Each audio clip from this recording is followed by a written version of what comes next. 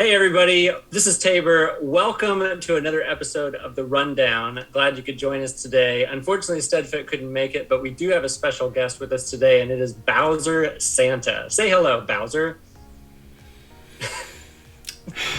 So, you might be wondering why I'm dressed up like Bowser Santa. This is part of a bet that I lost. There's nothing more to be said about this Tabor than I put my chips down on the table and snake eyes were rolled. Nintendo, or aka Mario, did me dirty, and they did not buff Mario Tuxedo the way that they should have for being a coin box driver, and because of that, I have lost a bet. We've mentioned this for months now. But for those of you who are tuning in, I apologize. For those new viewers, I apologize profusely. This is not how we normally do this show. But the bet was when Mario Tuxedo came out, I triple uncapped him. Frenzy Fans, who is one of our members, had bet with me that Mario Tuxedo would not break the top 10 before the anniversary, and he did not, based on the algorithm as it was. And for that reason, who thought Mario Tuxedo would break the top 10, have lost the bet. And part of the repercussions of losing that bet, I had to dress up as Bowser Santa, who is Frenzy Fans Guy's favorite character in an episode of The Rundown. So this is what you have for the next 2 hours. So hope you like it. I probably will turn off these lights. They're a little obnoxious, but who knows? Maybe I'll just keep them on. Either way, we do have a very eventful, as you might have noticed, tour ahead of us for us to discuss. So let's jump in. Before we get too far ahead of ourselves, I always like to personally shout out to our members. They are the ones that make this episode happen. Really, all, whether it's the podcast or the rundown, there's so much work that goes on behind the scenes. Specifically, a good shout out to Marco. I know he has been pushed to the max. This tour, there were over 300 buffs. And so he's been the one that has been fueling the rundown and putting together these slides on our behalf, almost as an employee of the StudFit channel. But we just couldn't do it without him, and so special thanks to him.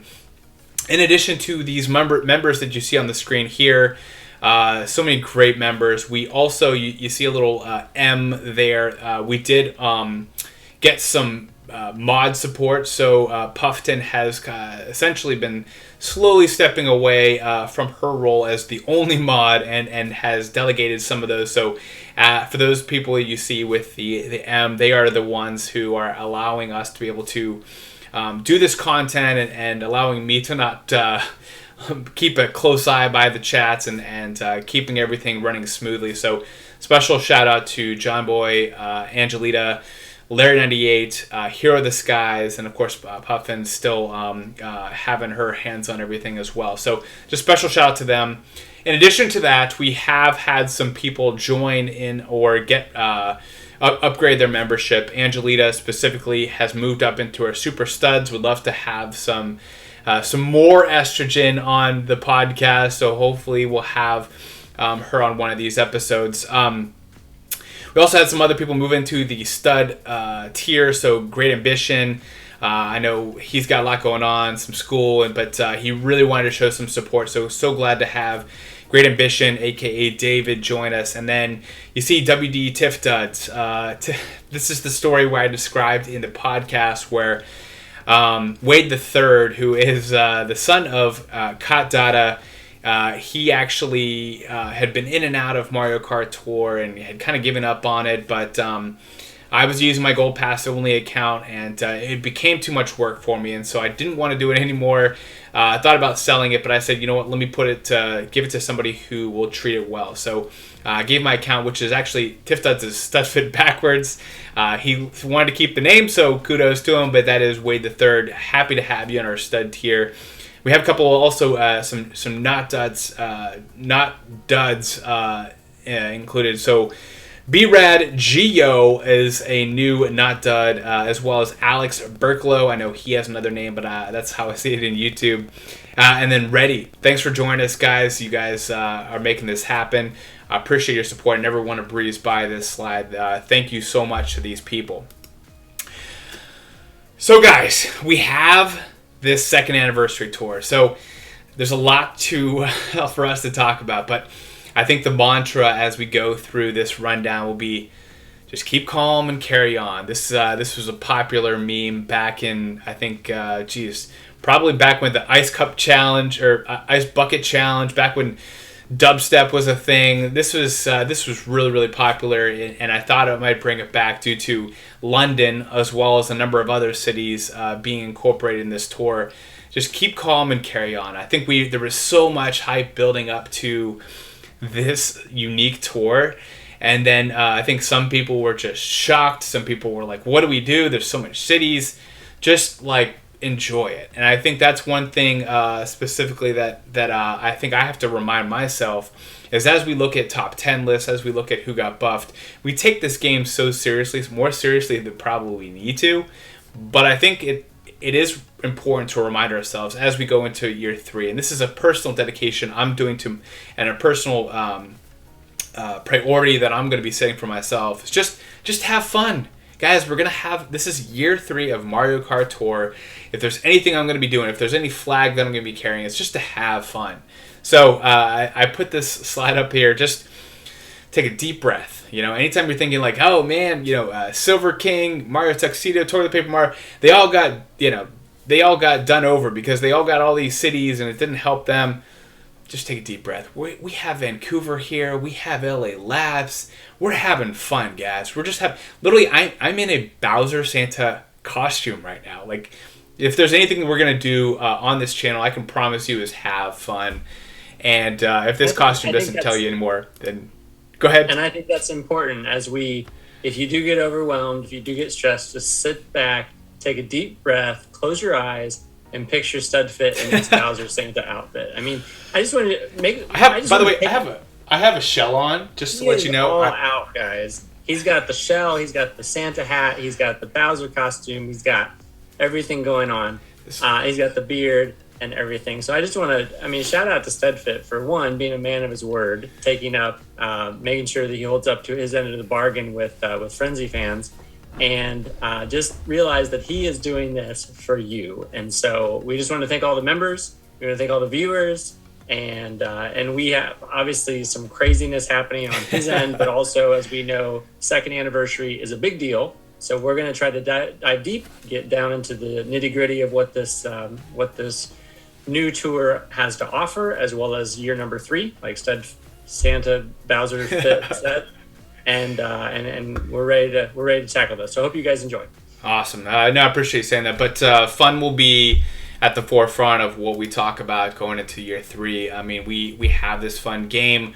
We've had some content creators drop out, and it's unfortunate. But we're gonna be driving that front row truck of the parade of fun. That is for sure. So, Tabor, let's talk about the pipes. First, with this second anniversary pipe 1, you saw it. It's actually got some great drivers. When you think about what you want out of a pipe, you want Coinbox, you want Lucky 7, you want Boomerang, you want Giant Banana. This pipe has 4 drivers that have those top skills. And then, of course, Peach Kimono. I think when you think about the drivers, though, the Coinbox drivers that you have in there, it's the 2 of the oldest that we have. Like, outside of Party Time Pauline, these are the 2 oldest Coinbox drivers, and maybe you can correct me, Tabor. But then I will say for the Lucky 7, Pauline, obviously, she's been around a really long time. She's one of the high ends. You might have a 7 already, just because she's been permanent in the pipe. But Luigi Painter, this is the first time he's come back since he was introduced. So I think he's probably the sexiest one in the pipe because it's been, unless you went into the 100 pipe, he's in there.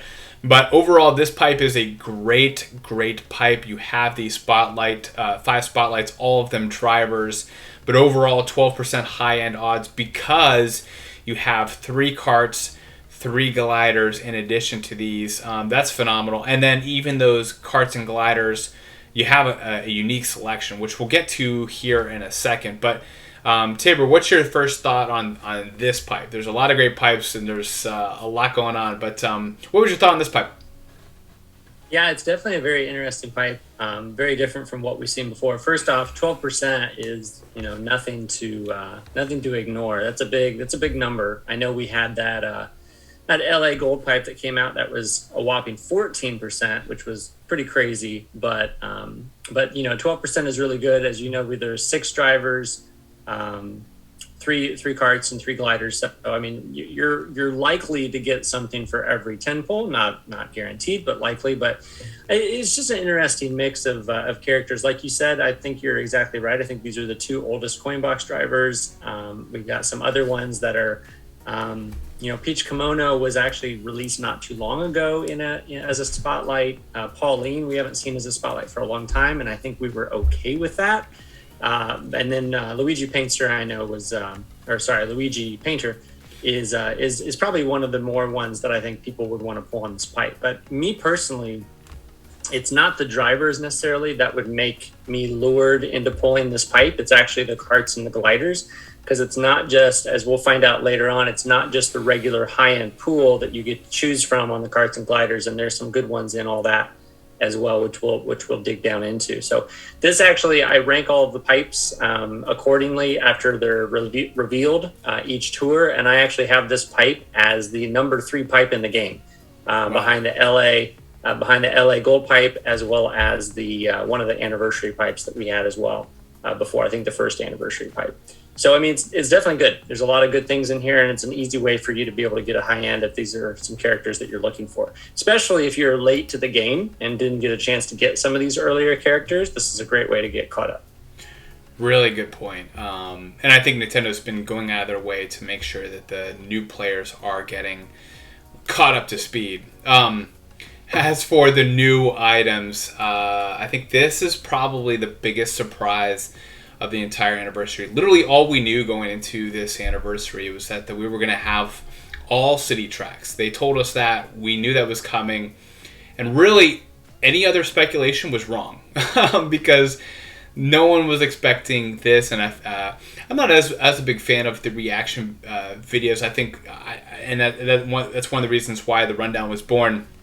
I like it's fun to see people's reaction because the content creators are in some ways characters that are in what we think about what we see, so it's fun to see them react to things. But I always like information. I like the meat of knowing some data and knowing information, and I think the probably the best reaction I've seen out of any reaction videos, everyone's reaction to seeing all these cards. These are a lot of reskins. I know we talked a little bit about last tour being the reskin tour, but this is literally the reskin tour of all of these. And again, it's the craziest name, this B Dasher Mark II, and then you add colors to them, including sky blue and cream and classic and metal. To be honest with you, I know on my phone, when I was doing All Cup ranking, I would do little abbreviations of, and it would be actually nice. They wouldn't have a lot of the same abbreviations, even Wild Pink or Pink Wing. I would put PW or I would always have these acronyms. But these acronyms are going to be ridiculous. It's way too many carts, and carts are already something we have way too much of. These are things you already have realized, but I think that there's some really good information that we can pull apart here, because there are some subtleties in what's going on. To me, the way I've kind of seen it is these carts are kind of like the Hanafudas of carts, and in that they do have decent coverage, but it's going to be really hard to get all of these up in level all at the same time, because they're all going to require the same resource, which is cart high-end tickets. So I think that these are going to probably lag behind some of the other items. But, if you like one more than another, feel free to go for it. I will say each one of these carts are kind of tied to a specific city. So I know Tabor, you have a lot of data on these carts. Tell us a little bit about some of the research you found. First, to echo what you said, okay, I want you to all hear this number: 180. 180. 180. What is, thanks Alex, what is the number of carts currently in this game? We have 180 carts in this game. So when I opened up the second anniversary tour, the first thing that I was thinking was, I really hope that they give us 8 more carts, because that's, and we got it. So cha-ching, nice work everybody, good job. And we have 7 reskins along with that, plus Birdo, Blue Turbo Birdo. Anyway, when I opened this game, I saw that, some of the ranked rewards was Birdo Blue and Blue Turbo Birdo. They were both supers. I was like, well, that's cool. No big deal. And then before I even got into the data of the game, I watched the video, and it's the same thing that Studfit just said with his reaction videos. Like, I saw the tour introduction video, and there was that cut scene where they showed each of the spotlight drivers driving one of these cars, and they showed it, kind of drifting a little bit. And I saw the one, I was like, oh, cool, a reskin Mark II. And then another one, and I was like, okay, another reskin Mark II. And then another, and then another. And I felt like I was in the Twilight Zone, because I just felt like it was just going on and on and on and on. And I didn't know when it was going to stop. And then, just, oh my goodness, so many colors. I hate this. Honestly, I don't know why we have so many different cards, but I mean, it is what it is. I'm not going to complain, but it's just ridiculous. And I know that they're releasing 3 of them during one of the special pipes this week, and 4 of them during one of the special pipes next week.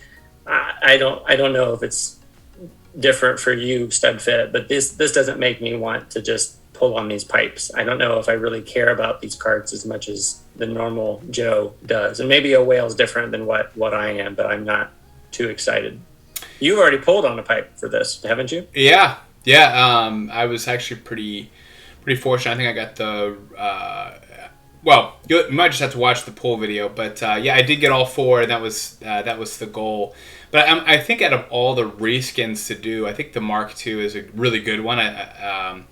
Wootmoo comes to mind, and good friend of mine for a long time. He was a big fan, and I think that there are some really, really devoted fans to this Mark II. I think from the hitbox standpoint, it's one of the better hitboxes that we have, so that's nice. I'm trying to think of, like, if they did like a reskin of, I don't know, the Surf Sailor, or the Wildfire Flyer, like I'm glad it's the B Dasher. This is a really cool looking cart.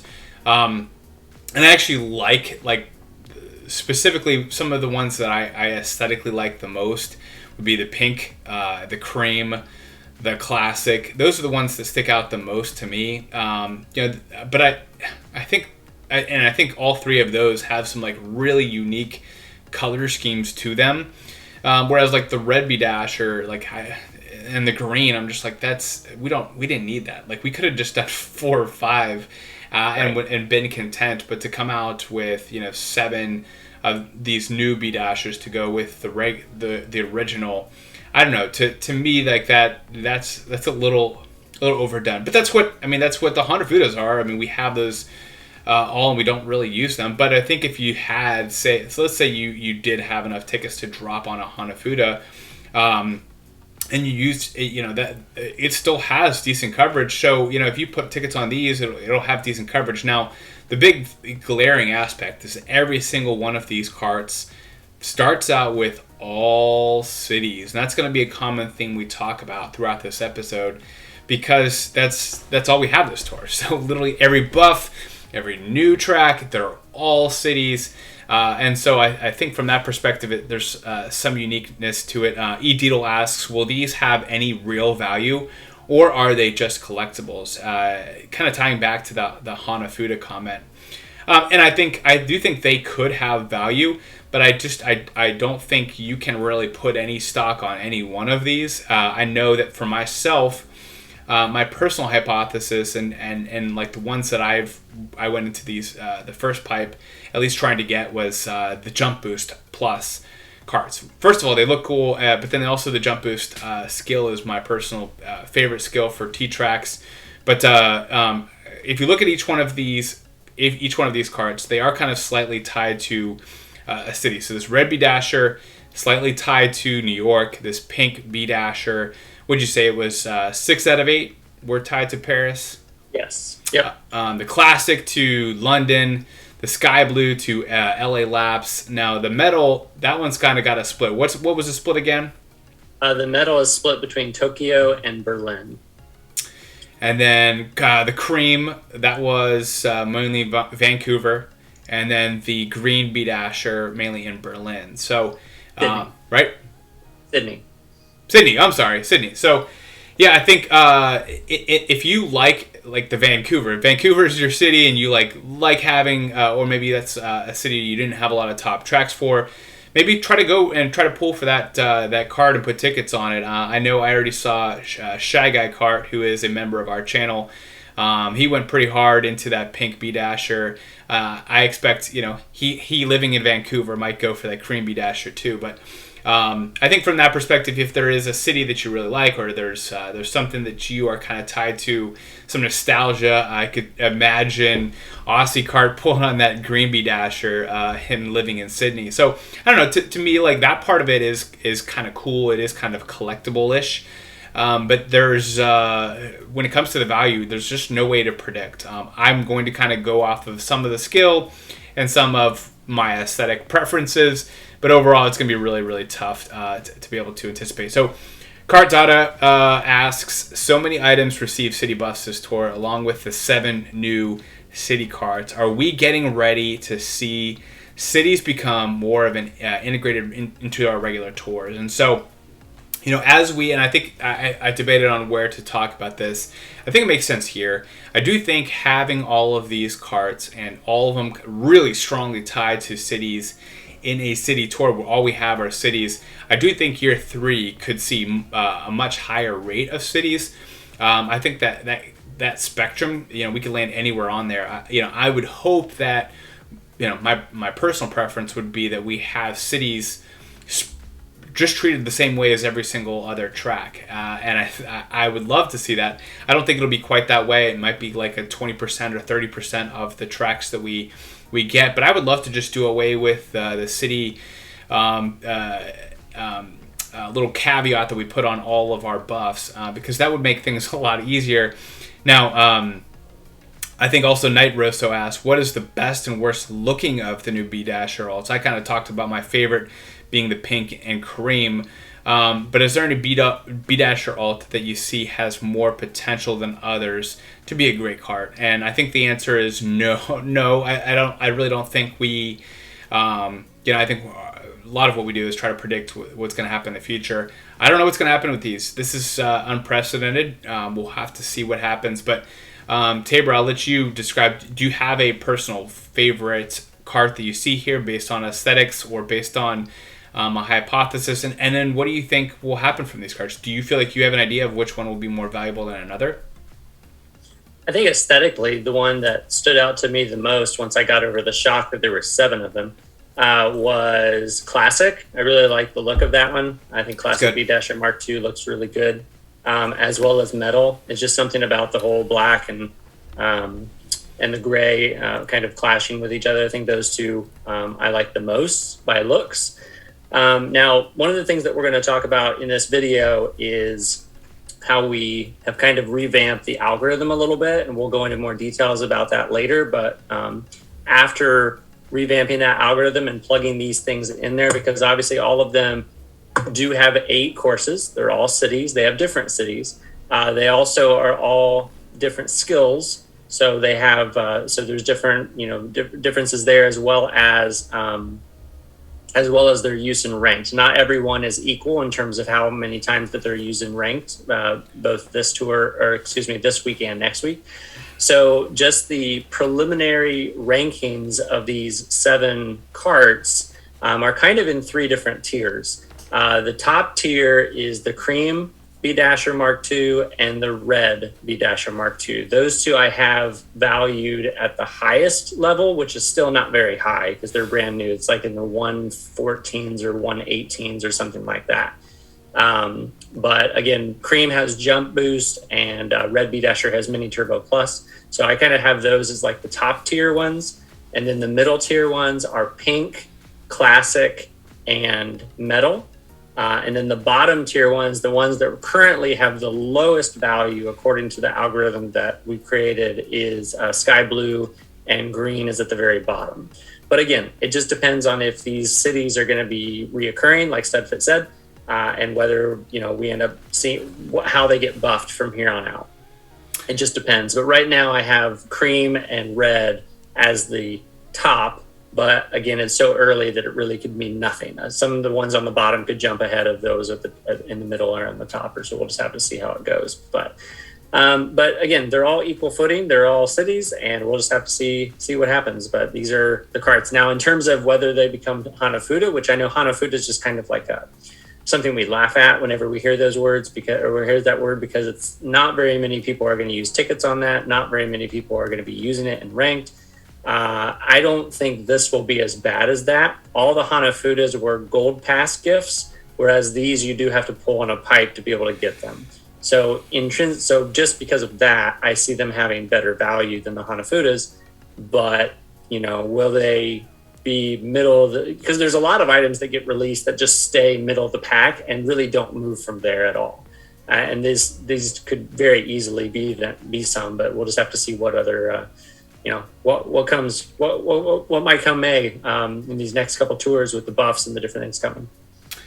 Great point. I know we've talked about these. These carts were the most shocking thing, so I'm glad we spent as much time there. But we also do have two other new items. We do have the blue Turbo Birdo, not to be confused with the light blue Turbo Birdo, and the regular the actual driver version Birdo Blue. Tell us a little bit about your anticipation of these super items. Well, honestly, the last couple supers that have been introduced, Green Shy Guy, Blue Koopa Free Running, and Blue Yoshi, those have actually gotten, when it's all said and done, those actually have the most top shelf courses out of any of the super items that we have in the game. So if that holds true, again, they're only starting with 5 right now, all cities again. But if that holds true, these could be very well on their way to, getting 15, 17, 18 different top shelf courses. I think the one that's the highest right now is Green Shy Guy. I think Green Shy Guy has like 18 top shelf courses, which is phenomenal for a super driver compared to some of the other counterparts that it has. We still have some super drivers that only have 6. So it's just, wow. It's pretty good. So we'll just have to see what happens, but we'll definitely keep our eye on it. And honestly, dash ring is not that bad of a skill for Birdo Blue. It's pretty quality for a super driver. So it could definitely be useful. We'll just have to see what these city courses, if they return, and what other buffs are given. Yeah, I love the skills of both. We'll have to see what happens post anniversary tour. As for the week 1 pipe, we kind of mentioned that there were going to be there's some unique aspects to this pipe in addition to the spotlights.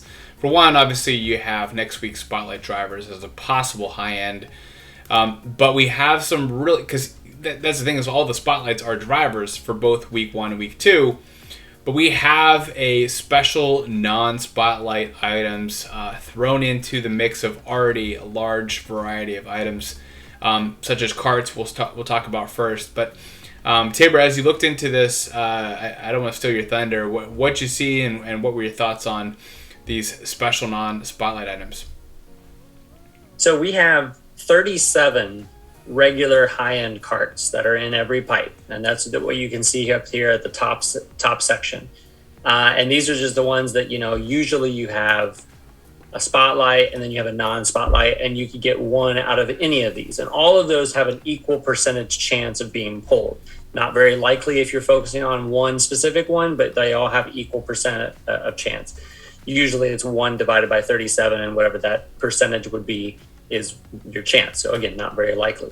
I did notice when I started getting into the data on this, and Sammy D made a little mini video about this as well, is that there are some non-spotlights that are also part of this high-end pool that could be easily gotten as well. And you can see those down at the bottom, and there's actually 10 of them. One of them is the Macaron.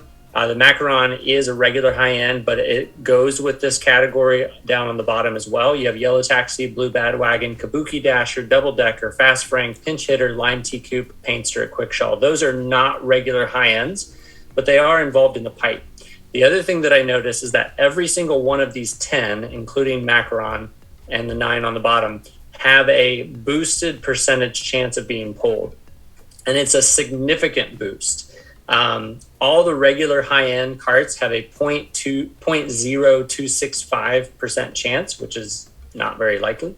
But all of the ones on the bottom, including the Macaron as well, have a 0.42% chance. Again, still very low, but you're guaranteed if you continue to pull. Remember, you get 3 different carts in this pipe if you go all the way to the bottom. And 3 of those are going to come from this list. And you're 16 times more likely, according to the percentages, you're 16 times more likely to get one of the ones on the bottom than you are on the top. And some of the ones on the bottom are, arguably pretty good. Painter's pretty good. It's been really raising up in the ranks. Fast Frank is really good. I know it's one of your favorites, Studfit. And I know a lot of people we're looking for Blue Badwagon, not because of its value, just because it's that missing link that they have in their inventory. But there's some decent ones on here. So again, all of the non-spotlights, odds are if you end up pulling on this pipe and you get a cart, you're way more likely to get one on the bottom than you are on the top, which is nice. It's something different. It's not, probably something that you can just get from the all clear pipe or from the today's challenge pipe, but it's these special non-spotlights that really kind of set this pipe apart. And that's one of the big reasons why these boosted chances really made it go up on my ranking as the number 3 pipe in the game. Yeah, and in addition to that, they also get some cup boost. Is that right, yes. too? Yes. All of these, I believe, are boosted on the second course of each cup. So if you look at the 4 things, you have the top 3 courses, then you have your bonus challenge and everything. If you look at the second one on the upper right hand side, that one is going to have all of these carts one up than where they are. So if they were middle shelf on those cups, then automatically they're going to be top shelf. If they were bottom shelf, they're going to be middle shelf. But yes, you do get a boost on that as well. So why do you think they're doing this? Have you thought too much about that, or do you think this could continue? I don't think so. I think I read somewhere on Discord that they actually had done this during the first anniversary, but we hadn't really put together many videos at that point to kind of drill down the data and look it's at our this. fault, Tabor. It's really our fault. Probably is.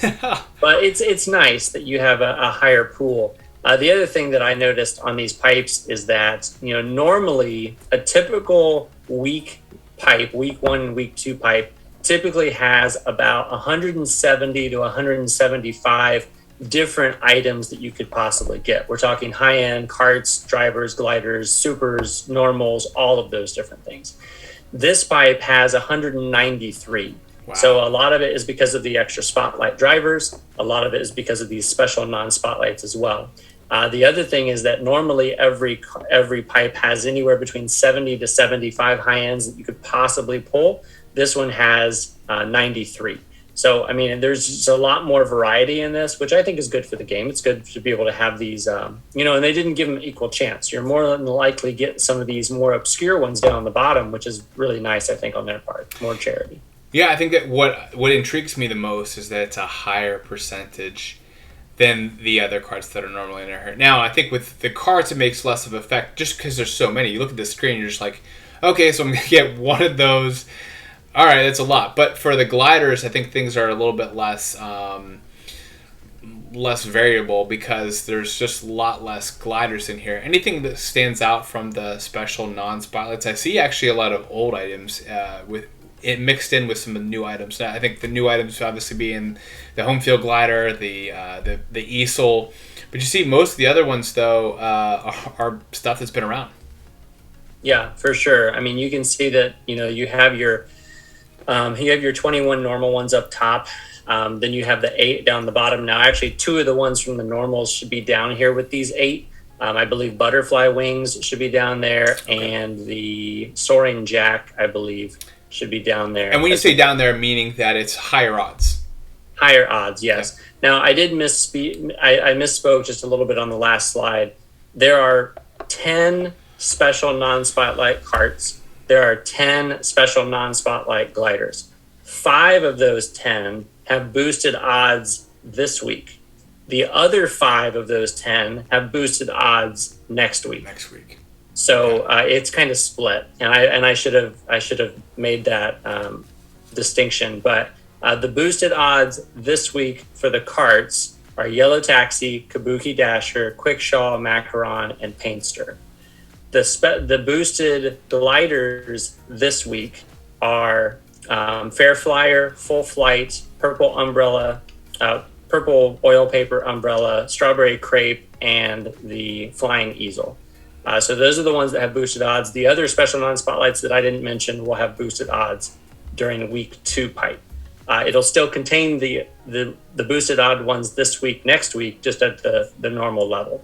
So anyway, again, you're on this one, the normal high-end gliders, you have a 0.036% chance of getting those, but the special non-spotlights that are boosted, you have a 0.42% chance, which is the same as the percentage from the carts. So you have about 11 or 12 times as likely to get a special non-spotlight from the pipe than you do on a regular glider. So again, some really good ones on this, as we mentioned. Flying Easel is pretty good. The home field glider is pretty good. A lot of these, honestly, are used in ranked in somewhere, shape, and form. So these boosted ones will really help you out in case you're struggling for getting a top shelf item. Really good points. I just think this is very peculiar. It's nice that they're making things a little bit more exciting. I wonder what will stick in future tours. I could see them, when we think about these additional odds, I think I could see this happening during these 1.5, these summer celebrations, these New Year's tours. I think they could bring out these kind of boosted non-spotlight items for these special tours just to make them just a little bit more special. But I don't think that's going to be a regular tour type of event. As for the second anniversary Pipe 2, similar odds when it comes to 5 spotlights, 12 high ends, but completely different items. I think these items are a lot less attractive than the week 1, and that you don't see any coin box drivers up there. A lot of drivers that have been around for a while. Now, of course, you have Baseball Mario, which I think was kind of a fun fan favorite, but I think those people who did like it probably already pulled for him because they probably liked him enough to go into it. And then, of course, you have Luigi Lederhosen. So I think overall this is not as attractive as the week 1, but still some fun items. For what it's worth, it's both of these pipes and also the special pipes are all great odds. If you have rubies, in general, I don't think you should be leaving this tour with any rubies left. Just get what you can. Again, keep calm and move forward. So I think from that perspective, this is a great pipe. Anything you want to talk about this, Tabor? Well, honestly, and I know a lot of people don't do this at all because they're worried about their ruby count, but if you're looking to do any kind of YOLO poll, any kind of YOLO 10 poll, these are the pipes to do it because you're more than likely to get something out of a YOLO 10 poll than any other, than waiting for a 6% pipe, as I found out on Kart Talk last week. I did that with Sammy D, and we did a 10 poll to try to get Yoshi Kangaroo. It didn't work out for me. I mean, it didn't work out for either of us. Neither of us got Yoshi Kangaroo, but I didn't even get a high end. I think I only got 2 supers also out of that whole thing, so it wasn't very good. But these are good pipes. Honestly, between pipe 1 and pipe 2, pipe 1 is more attractive because of those coin boxers. But really, personally, the carts and the gliders are the ones that really lure me into these pipes, as I mentioned earlier, because these drivers are really nothing too special. for me, I've got all of them. I have all 5 of them. You have all 5. Wow. Yeah, and all 5 of them from week 1. I think the only one I don't have here on week 2 is Baby Rosalina Detective, which honestly, she's the city queen. She has more cities than, I think over half of her inventory is cities for her top shelves. So, I mean, I guess, but I'm not going to probably throw rubies at this just to try to get her. If anything, I'll try to get carts and gliders, but I haven't decided what I'm going to do. I'm probably going to do another YOLO 10 pull on Kart Talk next week. But I don't know. I haven't decided if I want to go actually in for some of the Mark IIs, which I'm not too excited about, or into one of these 100 pipes. I don't know. We'll still decide what I'm going to do. Perfect segue, because we have 2 City Racer pipes with the same odds, and Nintendo's already told us that these pipes will be essentially running week 1 and week 2, and they've given us those dates in the announcement. So no pipe starting Sunday as far as the we can tell, but City Racer pipe 1 going from Wednesday to the Tuesday evening at midnight or whatever it is, and then repeating for week 2 with this City Pipe 2. Now, I've already kind of talked a little bit about the carts pretty exhaustively, but I think it's worth bringing up with the drivers. You know, obviously, I think it's kind of flipped from the 100 pipes, and that I see the Pipe 2 being the more valuable compared to Pipe 1. Just because, you know, Pauline, you already have, that's the gotcha that you see in that 50 pipe. But in Pipe 2, I mean, I don't really see a gotcha. Most people don't have even Rosalina Aurora at level 7. You know, I think many of us are really, really attracted to the Mario Sunshine because of Giant Banana. So I think that's probably everyone's target. But I mean, I don't have the Koala. I don't have Luigi Lederhosen. So as I'm stocking up on... You don't have Lederhosen? I don't. Nope. I have something that you don't have? Wow. Well, you actually... I don't have the Lederhosen, which I guess he is in... he's in 2 pipes? Yeah. There's a number of these that are in 2 pipes. But Waluigi Bus Driver's in 2 pipes. Pauline's in 2 pipes. Mario Racing... Is that No. in week 1? I don't think he's in the week 1. So yeah, that's I think it's something we skimmed over. But yeah, I don't have Luigi Lederhosen or Fast Frank, the cart that I like, the little wiener. The thing that was crazy about Luigi Lederhosen for me, because he came out during the Berlin tour, correct? That's correct. I got him in my... So I did a freebie when that tour came out. I got him in my freebie pipe, and then I immediately pulled for my second freebie pipe, and I got him again. Oh, you reset crazy. And then pulled him again? I reset, and I got him again. He was on the top of a 100 pipe, of a 6% 100 pipe, 2 times in a row. Wow. I hope you... I'm curious now, where were you pulling from? Did you happen to be on the toilet? Not on the toilet. That would have been my guess, man. There's no other luck than right there on the throne. Well, hopefully you went to buy a lottery ticket that day, because that seems like extremely rare odds. Well, kudos to you, man. Yeah, I don't know if he's been like the best driver of all time, but having him at level 2 and not having to put any rubies towards him, that's a gift from the Mario Kart gods. That's for sure. Kudos to you. Anything you want to talk about for these drivers in the pipes, or I know you kind of said, hey, I may or may not pull on the City Racer pipes. Is one pipe leading you more than another? Well, now that I look at this and we've discussed a little bit, I think I might end up doing the pipe 2, because I don't have Mario Sunshine. It's the Giant Banana driver that I would like to get. I don't have Baby Mario Koala. Nothing too special about that guy, but it's something I don't have, and obviously I don't have any of those Mark IIs. Not that I'm too excited about it, but the Cream is the one that I think would be right now the most valuable, but it just depends. So, I might end up saving a 45er for Kart Talk and pull on this pipe there and kind of see what happens. I know I'm not guaranteed anything since there's no spotlights, but stranger things have happened. Yeah, I was gonna say most likely it's gonna be a green pipe anyway, so don't even obviously worry about too much about it. Exciting. So for the packs this tour, we have some unique aspects, and then we have some of these collector packs brought back. You're probably already very, very familiar with this. In fact, next week we have 3.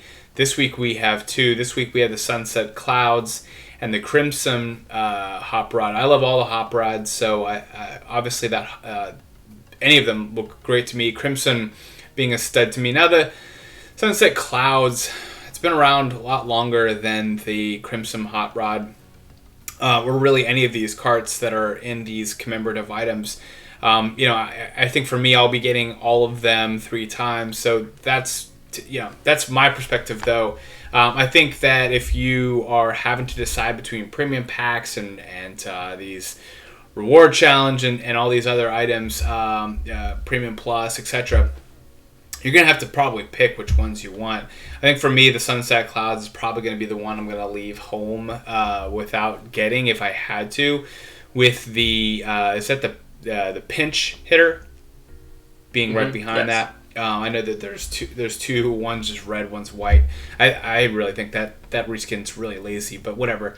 As for the packs, I mean, I think that the edge goes to the week 1 packs. I mean, I think we obviously have a lucky 7 driver being able to get, but I think the best pack of all of them has got to be the DK Junior SNES and the DK Jumbo. Actually, the DK Jumbo was a card I didn't. DK Maximum. DK Maximum. You're right. It's actually one of the only cards I did not have, so I was very happy that was in a pack, and I'm a big fan of the DK Junior SNES, and I'm sure a lot of Kong fans were happy to get him. I know Marco was pumped about it.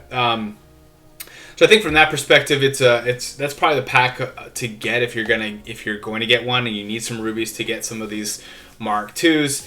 That's the one that sticks out to me. But I think probably this Luigi Penguin's probably the weakest of all of them for obvious reasons. He's one that you already have. He's does not have great skill. I'm not even sure why he's in a pack, but it is what it is. Then you have SNES Mario with is that the Jack?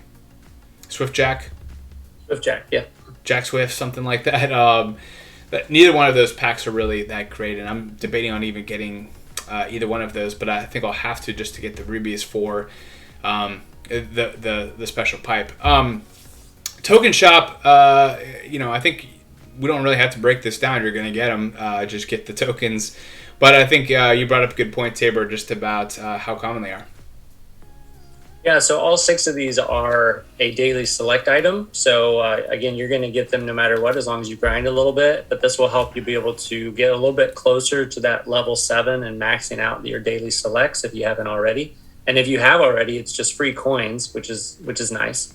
But it will allow you to be able to max out that spot in the daily select and possibly get some tickets showed up. So that's great. And honestly, this has been a really good tour to be able to get a lot of coins, to be able to get a lot of rubies, to really bulk up on your resources, to buy some things, whether it be a pipe or some items in your daily selects or in the tier shop or whatever you decide to do. But yeah, I mean, there's a lot of great packs here for those people that want to spend money. These commemorative packs, if you missed it the first time around, it's just a cheap way to go to be able to do all this. Luckily, I got all 5 of these on the first time they came around with the commemorative pack, so I'm not going to worry about spending anything here. But there's definitely some good studs in them here to be able to finish your inventory, as you can see, all that.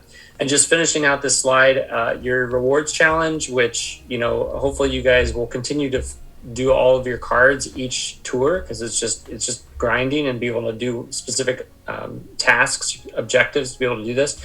You'll get Mario Classic. Again, Mario Classic's not great. I believe he was also a reward on another challenge card previously, but it's just a great way to be able to get another high end and update him. And then for your premium challenge high end, nothing too exciting here. It is a party time item, which makes sense with the anniversary. It's Toad Party Time, but not really a great driver. I believe it's Mushroom Cannon, I think, for Toad Party Time. So again, nothing great, but there's other things that come in that card as well. So if you decide to spend the money to be able to do the premium challenge, you'll get some rubies and some other items and some tickets and things like that. So, just some things to look at on all this, but some good offerings. Really, really nice mixture of some very high quality items up on the 45 and the 90 packs, as well as the commemorative items as well. I think if you're having, though, to pick between the premium challenge that Toad has or the premium challenge plus, I think the plus is definitely the way to go. Getting these tickets is phenomenal. At least for a whale, it's literally like a whale's dream, because we can never have as many tickets as we want. That's just as greedy as we get as whales. There's a lot of buffs. Tabor, I think you said a total of 309 total buffs this tour. There were 303. There were 89 driver buffs, 145 kart buffs, and 69 glider buffs. So just to put this in perspective, the highest number of buffs that we've gotten before this tour was actually last tour. It was in the Sydney tour in September. I know there were 2 Sydney tours, so I just had to put a distinction. So in that most recent tour that we had, that tour had, again, the highest prior to this at 154. That had 154 buffs. This tour has nearly double that with 303. Wow. So it's just ridiculous, the number of items. And I know the reason why. A lot of these cities we hadn't seen in a long time, so they still had a very slim top shelf options to go by. So they really wanted to bulk that up, which is great, I guess. It gives you more options to be able to choose whenever you do the things. But I'll be honest, Studfit, this was a rough tour for me. It took me a long time to update this, because I go through and I manually check every single item to see which ones had value added to it. And then I mark it down and I do that and I go in. And this took me forever. My goodness, I was about ready to quit. I was like, I'm done with Kart Talk. I'm done with this game. I'm not going to do it anymore, because it was just ridiculous. And you can see this on these next couple slides, how many different buffs. And props to Marco for making these so easy. Thank you, Marco. Easily to read. But I mean, it's just a lot. And I'll let you go through these buffs, Studfit, but there's a lot to it. And all of these are city. Keep that in mind, that every single buff that you see on here is a city track. There were no non-cities. Yeah, first off, thank you, Marco. And I think I never want to breeze over the fact that he works pretty hard to put this together. This is not easy. I was doing it for months before I brought on Marco. So it takes a lot of effort to do this, and so and I'm not even going to read all of them, because it's so much even effort just reading it. But yeah, you make a really good point in that all these cities, all these buffs are cities. I think, if you think about like Vancouver and how much time has gone on since all those tracks have been in the game, how many drivers have been released, how many karts have been released, how many gliders have been released since we last had that track. So you knew this day was coming, and then I know for myself, anytime I was filling out the BAM and Gerb's spreadsheet, my weakest loadout was always these cities. So, but we knew that wasn't going to be the final loadout if it were to come back. It just happens to be, this is like the perfect storm of all these city tracks coming back all at once, and all these buffs hitting the game all at once. Now, with all of that being said, there's city tracks, so you almost like don't want your favorite items to be on this list, at least prior to this tour. Now, I do think going into year 3, we will see cities more involved, and that's why I'll keep saying, stay calm and carry on. It's one of those things where you just have to say, hey, Quebec has 4 new city tracks. Okay, it is what it is. Everyone's getting them, and so it's not like he's getting specifically snubbed the way that they have been with Tuxedo Mario. But the one leading off the pack is Painter Luigi. He has it's been interesting the last 2 or 3 tours. He's been getting some decent buffs. He's been featured and ranked versus the first 3 or 4 tours. He just seemed to kind of almost be neglected, but he is now up to 19 non-city tracks, 11 cities. Still a lot of cities, but again, that's a great total to have 30 tracks there for Luigi Painter. That's phenomenal, especially for a great skill. Now, Kamek, he's got, and really these next 5 drivers all have 4 new tracks, of course, 4 new cities. Kamek now has 10 non-city tracks, 6 cities. You have Daisy Swimwear with 16 non-city tracks, 9 cities. Mario Baseball with 10 non-city tracks, 12 cities. Penguin Mario, 13 non-city tracks, 4 cities. I think we were curious if he was going to blast forward. And then we got Bounce, a.k.a. What were they calling it? Yoshiru, the Yoshi Kangaroo. We got 5 non-city tracks, 8 cities. So that's staggering. 8 city tracks to the 5 non-cities. Crazy there. Obviously, he was released in a city tour, last tour, and then back-to-back going into all cities here. So not necessarily a great start for Bounce. Then we have the drivers, the 4 drivers who got 3 new tracks. Obviously, 3 new cities, 18 non-city tracks, 9 cities for Cat Peach. You have Donkey Kong Jr. SNES with 19 non-city tracks, 11 cities, a total of 30. That's phenomenal for him. Then we have Mario Musician with 10 non-city tracks, 10 cities. Definitely one of the weakest drivers we have in the game that have been around for a while, no doubt about that. And then we have Mario SNES. I'm curious now. Maybe I should ask you, Tabor, if you had to pick Mario Musician or Mario Santa. Either way, I think the reason I'm dressed in this Bowser costume is the thought that Mario's aren't buffed as well as other drivers, and I think that that's very obvious when you look at Mario Musician, when you look at Mario Santa, Mario Toilet Paper Mario, if you're looking at Mario Kama, etc., including this Mario SNES. He is 18 non-city tracks, 7 cities with the triple mushrooms. So again, it is what it is. It's this game that's focused on Mario's, but they don't want to give Mario's too much power. It seems, like they've gone out of their way to do that. As for the drivers, they got 2 buffs. I'll skim through this, but the ones that are most notable is you have Birdo Black with 22 non-city tracks, 10 cities. So that is a total, a leading number of 32 total tracks. That is a first for this game, and she is leading the way in coverage. We'll get to her in the top 10 because I think you'll be impressed on how far up she jumps.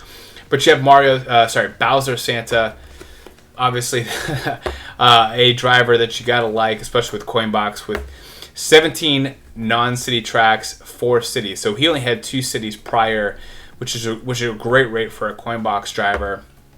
Then you have Builder Luigi and a couple others that I'm not going to make too much noise about. Then you have Fire Rosalina. A lot of fans of her, even though she only has 25 total tracks, 4 of which are cities. So she got her cities doubled. Then you have King Babam Gold, one of my favorite drivers. He now has 17 non-city tracks, 3 cities. So out of those 3 cities, 2 of them came this tour. Then you have, as we're on the topic of Coinbox drivers, you got King Boo Gold. He now has 17 non-city tracks, 3 cities. It's unfortunate. I didn't realize how far behind he's been lacking. He only has 20 total tracks, both he and King Babam Gold. So that's unfortunate there. Mario Chef up to 18 non-city tracks, 4 cities. Mario Halloween. There with, it looks like 2 cities, so both of his cities came this tour with 17 non-city. Again, that Mario plague there. But then we'll kind of skip around to Mario Tuxedo. My boy, the reason I'm dressed like this, 17 non-city tracks, 7 cities. So that's still good though. I mean, when you think about a total of just some quick math, 24 total tracks. So that's higher than King Babam Gold. That's higher than King Boo Gold. So I think from that perspective, he's nothing to sneeze at. I think we just been disguised because he has been a part of ranked when he was buffed, and then he got some strange buffs that had other overlaps. To me, he's just been very perplexing for obvious reasons. But when you look at his bare numbers, 24 total tracks is pretty decent. 4 more than King Babam Gold or King Boo Gold, unless I'm reading this wrong. And then Peach Happy, 15 non-city tracks, 8 cities. She's got great unique coverage. You gotta love that while it lasts. I think I had to kind of go through a debate of, do I put tickets on her, or do I go towards Bounce, or do I put it who do I double cap her, or triple cap somebody else? And ultimately, one of the thought processes I had is, I've probably only regretted the tickets I've put into the Lucky 7 drivers. I'm thinking like Nabbit. I'm thinking about Lakitu Party Time. I wish I had those tickets back. I would rather triple cap something like one driver instead of that. So I end up triple uncapping Kamek instead of doubly uncapping Peach Happy. For that reason, I think it's something that you wouldn't realize until you've done it. Is that, Nabbit got a lot of his coverage kind of taken away from Coinbox drivers the couple last tours after he hit his climax. So I think the same thing will happen with Peach Happy. But if you took her up to a high level and you have her, she's going to crush it for you for another probably 3 months. And then she'll unfortunately be kind of in that same category as, Chef Mario and, Nabbit and other drivers. Still solid, and there's still a couple occasions where you're going to use her. But I just want to kind of heed you a little bit. Just, don't get too excited about the unique tracks she has. Those will only slowly dwindle away, especially with as many Coinbox drivers as we've been getting. All right, enough with that rant. Then, of course, Penguin Toad. He's got 18 non-city tracks, 4 cities there. You got White Yoshi up to a total of 31 tracks, 20 non-cities, 11 cities. Then you got a couple super drivers there. I think the most notable would be the Blue Cooper free running with 12 non-city tracks, 5 cities. I won't get into too much depth onto these drivers with one new buff, but Peach Explorer, she has 26 non-city tracks, 4 cities for a total of 30. You also have Shy Guy Ninja, got that buff, so he's up to 24 non-city tracks, 4 cities, still phenomenal for him. And then on top of it all, you have 2 drivers that we all have at a high level. Donkey Kong and Bowser both got a buff. How crazy is that? Alongside 2 other supers, this blue Yoshi and this green Shy Guy. So very interesting collection of buffed drivers. What are your thoughts, Tabor, on this huge, massive, cluttered screen? It's a lot. It's a lot. I think this will be a great discussion that we could possibly have on Kart Talk. But I think one of the ways that Nintendo is nerfing Coinbox drivers is not expanding their top shelf to near the extent that they do with some of these other skills that they're doing. For instance, the highest, I know you said that King Boo Gold is lacking a little bit. He's actually pretty average, because the highest number of tracks that a Coinbox driver has right now is 24. The lowest number of tracks that a Coinbox driver has right now is 16, and that's Kamek. And he's fairly new to the game. But Dry Bones Gold, and actually there's a typo on here that I didn't catch, but King Bomb Gold actually has 24 top shelf tracks, not 20. So I'm one of the numbers is off a little bit. But anyway, so King Boo is right there. But like I said, we don't have a single Coinbox driver that's at 25 or higher. We have a number of other skills that are above 30. There's 4 Luigi Painter, Donkey Kong SNES, Peach Explorer, and there was one more, and Birdo Black, obviously all have 30 or higher. So I mean, again, that's phenomenal in terms of that coverage. So we'll just have to see what they continue to do with these other ones. But yeah, I mean, there's a lot of ones that hadn't seen a buff in ages. Donkey Kong and Bowser, these regular supers, hadn't seen a buff in a long time, as well as some other ones. So again, there's cities. So whatever that means, but buff is a buff, I guess. So it's impressive to see some of these numbers as they continue to rise. So are you saying that Toilet Paper Mario is tied for the most total tracks of any Coinbox driver? 24, yeah. So you're right. It's a 3-way tie between Dry Bones Gold, King Bomb Gold, and Mario Tuxedo. Maybe I should take off this costume now. No, I'm just joking. No, ultimately he's gotten some weird buffs, but it's been disguising that he has as many tracks as he has. All right, so just based off time and how much we have to still get through now that we are over an hour into this. Let's talk about the karts and who got buffed here. So the Ice Dozer got 6 new buffs. And I think you mentioned last tour it didn't have any, right? The last two? It was introduced during the Frost Tour. It didn't have any over the next two tours. It was not buffed at all. It had the original tracks from the Frost Tour, and then finally it was given 6 new buffs this tour. And I think what I mentioned to you is 4 of those 6 are all Vancouver velocity. So it's almost like they just waited until the right setting was, which I think we all agree that Vancouver velocity has kind of that ice cold feeling that Ice Dozer I think would go well with. And so they just kind of waited for this city tour to come up, and then they just threw all the Vancouvers at it plus a couple more cities. So I think it makes sense, but yeah, it was kind of lacking for a long time. And now it's a commemorative cart that you can get again. So if you missed it the first time, you have a chance to get it now for a very small price and get a lot of city tracks added to it.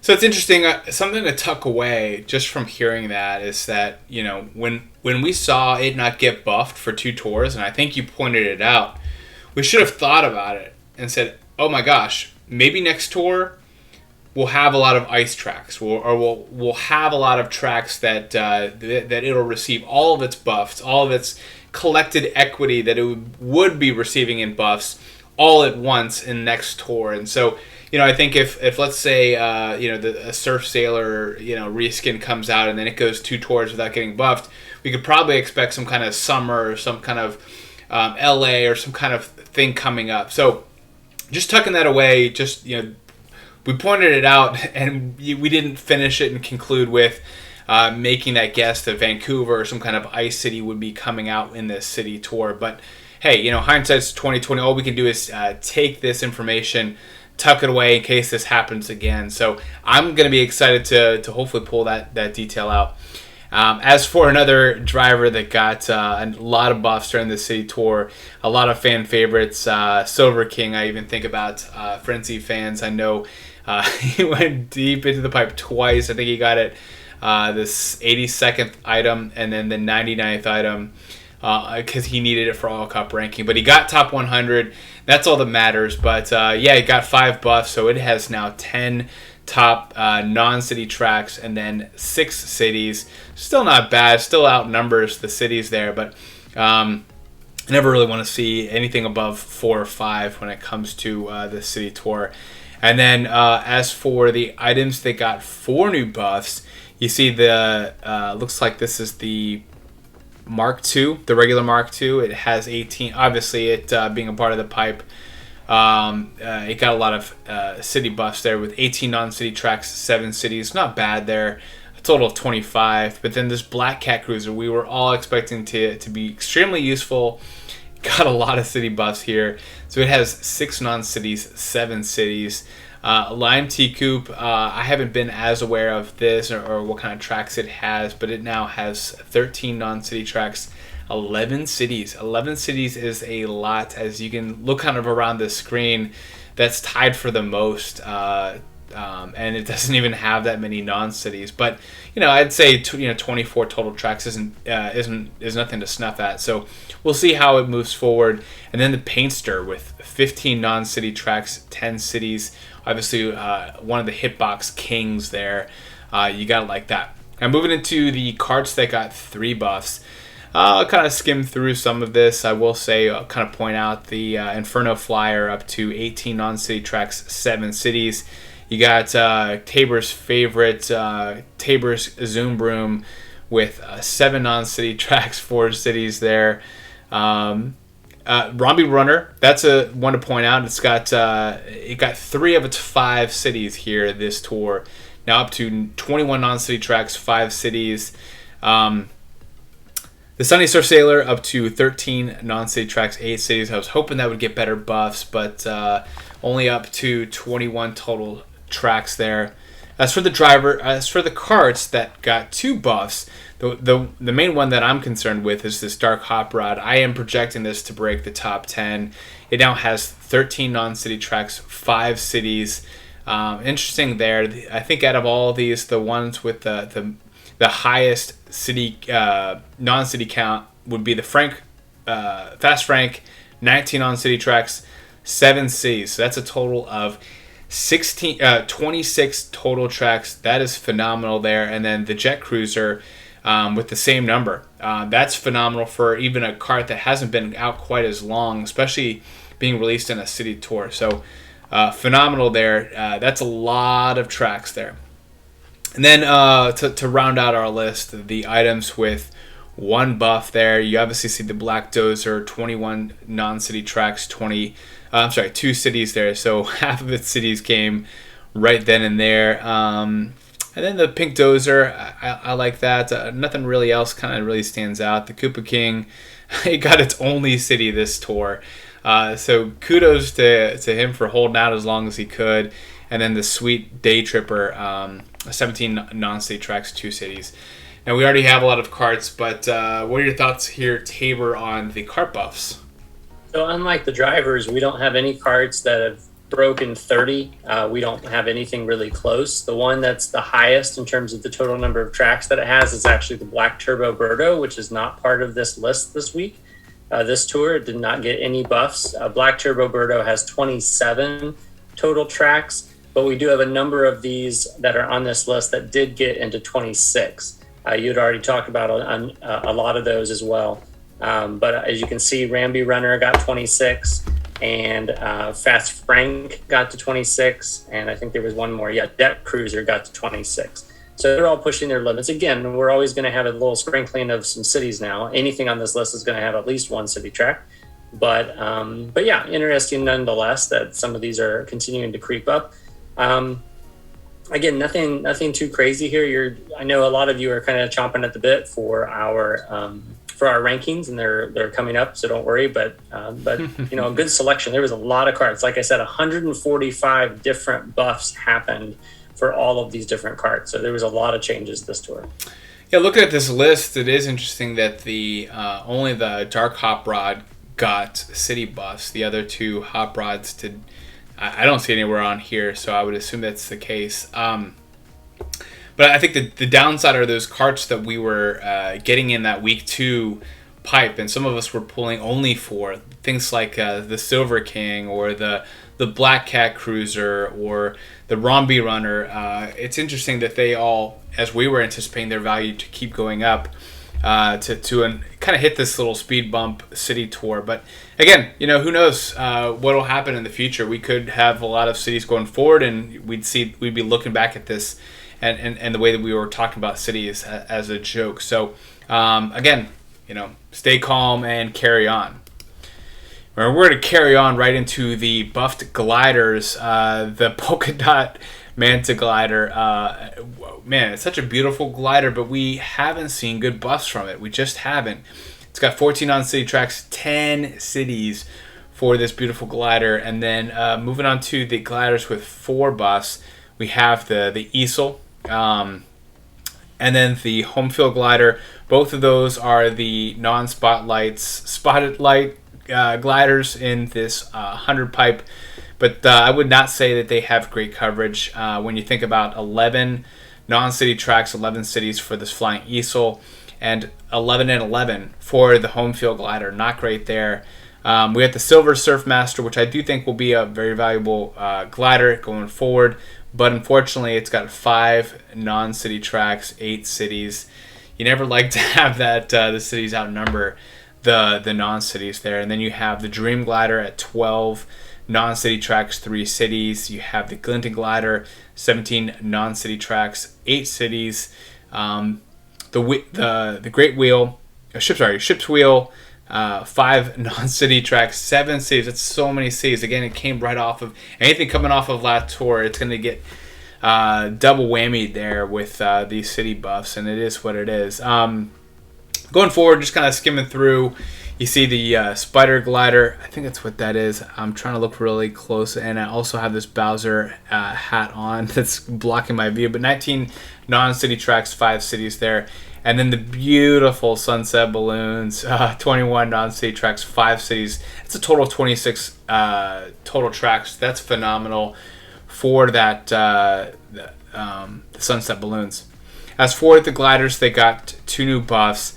The black toe beam balloons, you know how much Nintendo likes black, and I forgot to mention this during the Karts, but that one very special Mark II that's metal. It looked, when I saw it, I was like, oh, another black item that's going to be valuable, but it says metal, so it makes you wonder if it'll have a lot of value. But this black toe beam balloons, you can't deny it. It's got now 26 total tracks, 6 of which are cities. It is a phenomenal glider. We cannot deny that. Bright Balloons got 20 non-city tracks, 4 cities. I'll kind of skim through this. They say the Calico Parafoil, 20 non-city tracks, 7 cities, is a total of 27. Fair Flyer, that's a glider that you weren't expecting to see, except for these, once a year occasions. But it's got 8 non-city tracks, 12 cities, for a total of 20. A big womp womp for sure. The Gold Home Field Glider up to 13 non-city tracks, 9 cities. A lot of people really like this glider, obviously being coin and looking pretty sweet. Other than that, I'd say the Rose Parasoil up to 19 non-city tracks, 7 cities, so a total of 26. That stands out to me. And then for the gliders that got 1 buff, you see these first 2. These are some all-stars already. You see the 8-bit Bullet Bill with 24 non-city tracks, 2 cities, and then the Black Raid Sail, 25 non-city tracks, 4 cities, for a total of 29 whopping tracks. Tabor, is that the highest number of tracks for gliders? Mm-hmm. Phenomenal. The rich get richer, and only 4 cities total, so that's not bad there. As I look across the Nabbit Oil Paper Umbrella, 19 non-city tracks, 4 cities, not bad there. Silver Manta Glider, one that a lot of people have either been putting tickets in or investing in general, up to 24 total tracks, 5 of which being cities. And then the Starry Great Sail, a great glider, up to 26 total tracks, 7 of which are cities. So Tabor, a lot to take in here. I'm going to drink some water because I am all buffed out. Tell me a little bit about your opinion on these gliders that got buffed. So 69 different buffs. And again, the interesting thing this tour is that we had 0 new gliders introduced. So any of the buffs that happened were all on existing items, but some pretty good ones on this. Again, you kind of go back and forth. Statistical viewpoint, if cities are not going to become a regular thing, you do want some higher valued items to still continue to get buffed, but you're almost hoping that they're on the bottom of the screen than they are on the top, just because you don't want it to be an influx of cities unless they're going to treat cities differently from here on out. We have yet to see that. So it's actually a good thing, I think, that 8-bit Bullet Bill and Black Grade Sail are down there on the bottom with the +1. Didn't really affect them too much. 24 and 2 and 25 and 4 are still great numbers.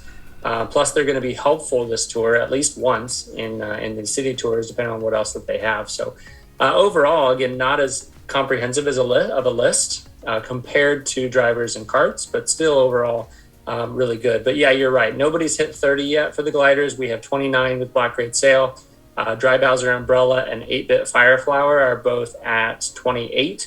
We've got Dragon Wings and Calico both at 27, and then everything else is kind of below that. Well, there you go. Those were the buffs. And right when you thought that we were going to take a break and go on cruise control, we are about to actually put our pedal to the metal and get a little bit more heated here, because we had, maybe we should explain this. So we kind of have this running top 10 list, and we like to kind of show as things go up or go down based on the last tour, and we kind of keep the algorithm the same, except for we do like to make tweaks every so often. So I think we were doing it once per year. We might be, and then I think we made a tweak maybe 6 months ago, and I think that is the goal, is every 6 months or so, might even be every quarter, make a small tweak based on things we find in the game. The last tweak that we made, the major tweak that we made, was around the hitbox, which I think it's been very celebrated. I think everyone has appreciated that. And I think no matter how many tweaks we make as we find things out about the game, the one time that we'll tweak it every year will definitely be around the anniversary, just because I think that's a great time for us to be able to kind of frame things in our mind that, oh yeah, that was last year's algorithm, this is this year's algorithm, and it keeps things kind of on that same plane. So putting that behind us, let's go into what was changed. You see what was updated in blue. You see a new category in red. Tabor, I'm going to let you take it from here. Okay. Good luck. So we kind of hinted at this for actually the last few tours that there was going to be a change. We didn't know when anniversary was going to happen, but we said that would be a great kind of timestamp about when we want to put this into effect. As we found out that anniversary came, I think, a little bit sooner than we expected. We thought maybe it'd be delayed like it was in the first anniversary, but they are actually true with the anniversary. I believe the anniversary exactly is on the 25th. We're recording this on the, it's actually now the 25th. It is the 25th, isn't it? Just hit midnight. So we're actually so happy 2-year anniversary, Studfit. Nice work. Yay! Yeah, for sure. So we decided to kind of go through and do some things that were different. I know there was a lot of people that really had a hard time accepting the skills and how we had that ranked. I used a survey in the past where people kind of ranked the skills of what was best. We always knew that there was that main top 4 that were just really, really good with Coinbox, Lucky 7, Boomerang, and Giant Banana. And then after that, everybody didn't really care about the rest of the skills. Once you had one of those other skills, you were really just hoping for a coin frenzy. You weren't really hoping for a double bomb, frenzy or some sort of some other frenzy. They weren't hoping for a mushroom cannon frenzy. They were going for coin frenzies. Yep. So we decided to kind of tier it instead of doing this first through last. We kind of decided to kind of do, we still decided the top 4 were still really good. So as you can see here, reading through it, Coinbox, Boomerang Flower, Giant Banana, Lucky 7, we still made those top 4. With the new update, 2.10.0, we found out that triple bananas was fixed. And so it's a lot more valuable than what it was before when it was glitched. So we decided to go ahead and put that up there as well, because that could be very lucrative when it comes to a lot of points and a lot of combo keeping with all of that. And then after that, we kept the rest of the skills, all the other skills at the same value from there on out. So we didn't have a huge discrepancy between, these different other skills between one and the other, because everybody was just going for coins at that point.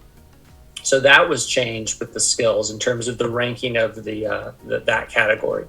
And to put a fine bow on that. The scores for these are something, and you'll have to kind of let me know what they are. But I believe like Coinbox was like 0.95 or something like that. Walk through that just to explain just a little bit further, because we're probably not going to repeat that aspect of it in future videos. No, that's a great point.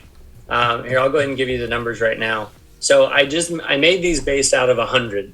And so Coinbox is actually right at 100 points. We decided that was the best of the best, and I don't think very many people can argue from that. Boomerang Flower, we decided to make that a little bit lower than that. We put it at 90. And the main reason is because Coinbox is Coinbox. No matter what course that you're in, no matter what the bot's skills are around you, Coinbox is going to be beneficial to you if you get a Coinbox or a Coinbox Frenzy, no matter what. 100%. Boomerang is a little bit more situational. In order to have a really good boomerang frenzy or a use of a boomerang, you have to make sure you have a course that has a lot of coins nearby to be able to pick up.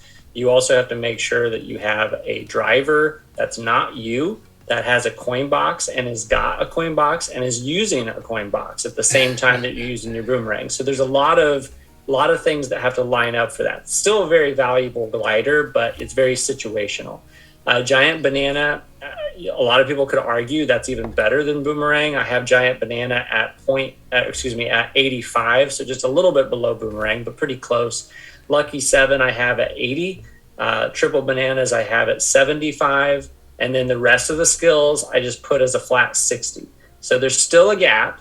There's still a gap between the top 4 and the rest of the skills, but every other skill I went ahead and assigned it to the same value of 60.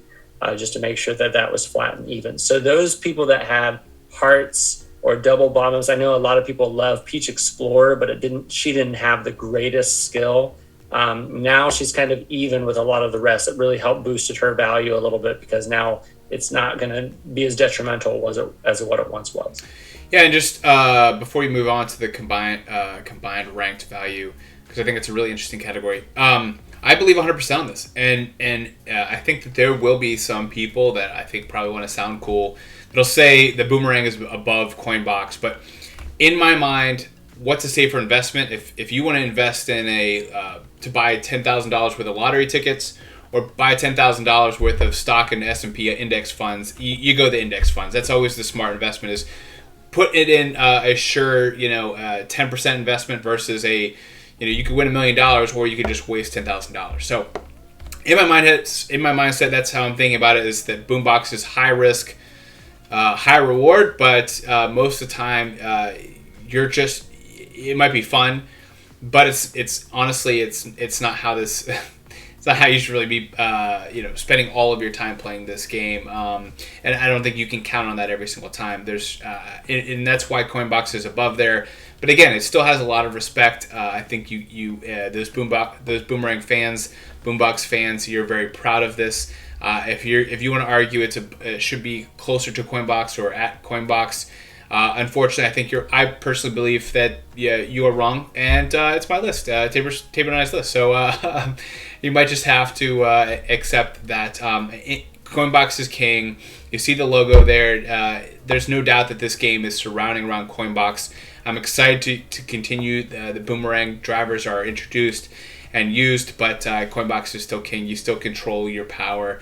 So there you go. There's my little rant. But combined ranked value. Tell us a little bit about this new category. So in the past, we actually had two different categories that we used. One was the weighted rank value, and the other one was the rank mode percentage. Now, the weighted ranked value depended on how many times it's appeared in ranked since it was introduced, and the ranked mode percentage is more just about what's the percentage of time it's been used since introduced, which again, it's usually going to have a higher percentage the newer that the item is. And as the item continues to stay in that game, that percentage still goes a little bit lower because it's not used as much. And I didn't like having two different categories for ranked. I know that was a criticism also. A lot of people thought it was too ranked heavy. So I decided to go ahead and combine these two together into one category, keep it at a lower percentage than what they were separately. So that way it still combines both of those as everything. So I reached out to a couple different people, and Septon really helped me to be able to kind of come up with this. But what I did is I still used those two numbers. I still used the weighted rank value. I still used the rank mode percentage. But the other thing that I decided to change is that I was using the ranked appearance and the ranked percentage from the entire 2 years of this game. That includes Pauline and Mario Musician and some of these earlier ones from day one. And a lot of people didn't think that was necessary. Think it was necessary because it was just using old data that wasn't relevant anymore. So we decided to go ahead and just make it, instead of the last all of the tours, which again, this is year 2, we've had about, I guess that would be 52 or 53 tours. We went ahead and just focused on the last 13 tours. Now, I didn't want to make it just be like the last 2 or 3 tours because that would be, I think, too skewed in terms of our results of what was being used then. But so I went ahead and brought it out to not the last 2 years, but the last 13 tours, which is 26 weeks, which is a half a year, 6 months. 6 months. There you go. So we're looking at the last 6 months of data, and that will continue to roll forward as we continue to move forward. So the ones from the early on will get cut off as we move forward. So I think that's going to be a little bit more relevant in terms of what's being used more recently. But again, recently is a relative term. Again, recently we're going to say is 6 months, not just 2 weeks or 2 tours or things like that. And then we go ahead and divide that by the ranked percentage of how things worked. And this all made a little bit more sense. And then I got a value called the combined ranked value. And again, this is just now one category where we look at one number to deal with ranked instead of 2 categories with 2 different percentages. Yeah, and I think sometimes we'll see things moving up or down in our top 10 list. We can either pinpoint it to hey, they got buffed this track, or this track isn't ranked. But there now will be an additional thought process in our mind. Maybe something dropped out of those 13 months. Maybe some a ranked usage that happened in, what would it be, March or April, is now falling off, and so now that items that have been buffed here more recently look much more attractive than something that was used and ranked, 6.5 months ago. So I don't know. There's now kind of like three major indicators, KPIs you would say that might lead us to believe that something's moving up or down. So just kind of tossing that out there before we move into this new category. Yeah, and I think that was one of the arguments, because a lot of people say, well, what about this character? What about this item? Because I'm using it all the time and have used it all the time and everything. And so by kind of cramming it into just more recent data, it will take that into account, because we've talked about this before, Studfit. Nintendo likes certain items more during certain times, and they seem to show favoritism toward more items. And so this, I think, will kind of spotlight those favoritisms a little bit more and give them a boost in their value. But again, as that spotlight goes away, as that favoritism goes away, so will the influx and the value. And I think it'll all just kind of balance out as we continue to go. Next category is the coin box overlap. This is something new that I think we decided to add in. I thought this was a really, really good thing to look at. And a lot of people talked about this, and I've been continuing to read Discords on things that people like and things that people don't like and how it should be judged. So I thought that this is a very valid one that we should be including. So my struggle is how do I include those that are coin box drivers? Because the coin box overlap is just about which items, which drivers, which are not coin boxers, have the most non-coin box courses as a top shelf. And that was great. And I was able to figure that out and figure out which ones have the most top shelf courses without a coin box driver, because that makes them even more valuable, since we don't just have a coin box to go to right away as a default. But the other one, the struggle was, where do I put the coin boxers? So coin box is coin box, and it's still going to be important. So I put all 12 of those at the top, and I ranked them according to the number of lone coin box top shelf courses it has. So for instance, I'll have to take a look, but one of the items that has the most, give me a few minutes. Okay, here it is. The one that has the most right now is Dry Bones Gold. It actually had Dry Bones Gold and Bowser Santa, believe it or not, have the most top shelf courses that don't share a coin box driver with it. They both have 8. Bowser Santa, like Studfit, is showing off right now in his costume. And then, I'm sorry, I misspoke. Gold Cooper Free Running has 9. Dry Bones Gold and Bowser Santa have 8. And so I continue to rank them according to that. And then after that, all of the other drivers are ranked according to, as you can read it on here, is ranked according to the number of top shelf courses it has without a shared coin box driver. And again, if you have a driver, which I think the most valuable right now is Peach Explorer. I think Peach Explorer has 13. So if Peach Explorer has 13 courses that do not have a coin box driver assigned to it. And so that's going to be probably one of the better ones, just because of the number of courses, the sheer number of courses that it has. And then it continues to go down from there. And so I thought that this was a good stat to look at. It just simply ranks them. And then I assign it a value called the coin box overlap value, or the CBOV. So those are the 3 updated, or the 3 new ones. And then the rest of these are really just the same. Course coverage value is still the top shelf courses given a value according to how many other top shelf courses it's shared with. The weighted course value, the WCV, I look at the N, the R, the T, the RT, the city, the L3, the L6, and I combine those according to how often that those are used in ranked. Again, this has nothing to do with ranked value of individual drivers or karts or gliders, but rather the ranked value of individual courses. And then I assigned it, and then those courses are looked at about which ones have a top shelf value of that. And then the best cart line, that was the one that we had talked about at the beginning of this segment. That's just the one that allows us to be able to have the biggest hit box to be able to collect the most number of coins.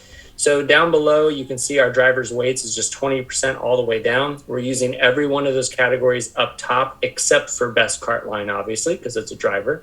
Cart weights, we're using every single category up top, except for the coin box overlap. That one's strictly for drivers. And then the glider weights, we're using every single one except for the coin box overlap and except for the best cart line, because those are unique for drivers and carts. And the percentages are there as well.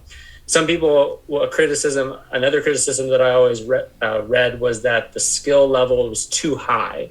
I think we had it at 25% on a lot of these items. So as you can see, we brought these significantly lower. It's still important. We still think it has a valid reason to be included on this, but we did bring that lower to kind of help boost them a little bit different. So all that said and done, this is completely revamped. Typically, we reveal these top 10 and top 15s, and then we show the change from last tour to this tour. We're not showing the change this time because the change really doesn't matter. You're comparing an old formula to a new formula, and it doesn't really matter if it jumped up or jumped down because this is almost like starting fresh. So we're only going to just show you the top 10, top 15. We're not going to show you a change until next tour when we'll be able to compare it to where they are this tour. So a lot of changes coming into play. I think a lot of people are going to be shocked on what they see here. Some people are probably going to say amen, praise the Lord, because they're going to see some of their things that they wish should have been there before. But again, big disclaimer before we get in there. I know I've talked a lot, but this is not the say-all, end-all list. Please keep in mind, this is a single resource. This is not the resource to go by. This is not the Bible. This is just one of the things that we look at. This does not take into account your inventory. This does not take into account your levels. So please take this as a grain of salt. But unless Studfit has more to say, we're going to go ahead and reveal what our top 15 drivers, carts, and gliders are. I was just going to get the drum roll started. And so the number one driver in the game, Year 3, starting out, is Birdo Black. Tabor, walk us through the top 10 and the extended 15. Yeah, so Birdo Black did jump up significantly. Again, it's a brand new formula on all this. And here's the reason why Birdo Black is at the top. Remember, we are focusing on some of those categories. We're focusing on the last 6 months, not the entire year, where a lot of other ones would have jumped ahead of it. And as we all know, Birdo Black has won the largest number of top shelf courses on it. It's got 32, which is way more than any other one. It's been used and ranked exponentially. It's almost there almost every single tour multiple times. It's got right now, it's the number one driver in terms of the ranked appearance. So that's really helped boost it up. It's the number 2 driver in the CCV value, that course coverage value in terms of the number of shared top shelves. It's also the number 2 driver in the weighted course value, one of the ones where we look at the N's and the R's and the T's and assign it to that. So again, every driver has a certain number of N's, R's, T's, RT's, and cities assigned to it. And I put percentages based on how often they've been appearing. And Birdo Black is by far the number 1. So I'll go ahead and tell you it's scored 2. Again, this score means nothing. It's out of 100, but it'll give you some distinction in terms of how close it is to the number 2, which is Shy Guy Ninja. Birdo Black is at 87.8 on my scale, where Shy Guy Ninja is 83.3. So it's got a 4-point lead over Shy Guy Ninja, which is pretty significant. Shy Guy Ninja is number 2.